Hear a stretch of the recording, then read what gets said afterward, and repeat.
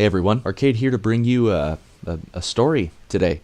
Actually, I'm here to bring you a story. I'm gonna put the 2-cent reviews to the side for a moment, and we're gonna have a story today. I want to tell you about something that happened way back in 2012 during my senior year of high school. I was coming up on my last month or two of high school, and all I was thinking about was what senior prank I was going to pull, right? I couldn't just do something boring that seniors of generations before me had done, so I really thought about ideas for a good couple of weeks, and it felt like I couldn't think of anything no matter how hard I tried. But one day during my art class, an idea started. One so grand in scope that I would go down in fame for certain. I properly named the idea Orcas versus Sharks. You see, a buddy of mine from art class had really been into drawing sharks at the time, and it got me to thinking about how orca whales totally kick sharks' asses in the wild. Somewhere after that, this idea dawned on me. What if we put up drawings of orcas and sharks around the school, but not tell anybody who's doing it? I know it sounds like a really lame idea, but trust me, I think it gets a little bit better. So we start putting up these pictures around school, and sure enough, people begin to notice. You start hearing about it from classmates, talking about how confusing it is and what it all means. I mean, nothing like out of a movie or anything, but still enough to know people are taking notice. This goes on for a couple of weeks, and as it does, some rules are formed. The biggest one is we can now recruit others to help us get these pictures up, but only me and my friend could do the actual drawings. This leads to eventual Team Shark and Team Orca pages going up on Facebook, with more and more people joining to fight the good fight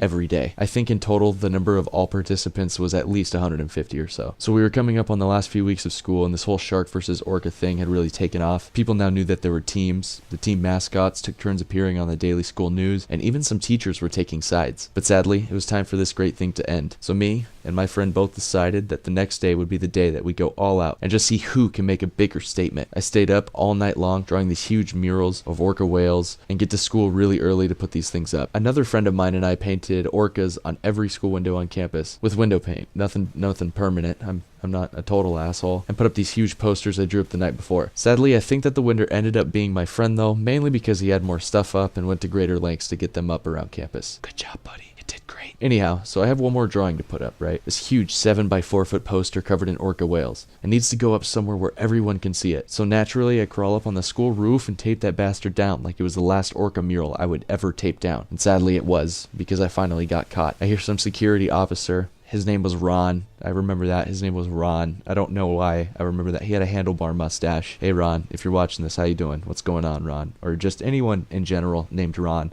If your name is Ron, how are you doing today? How's it going? Good. Hope you're doing well. If you're doing poorly, I hope your day starts going better.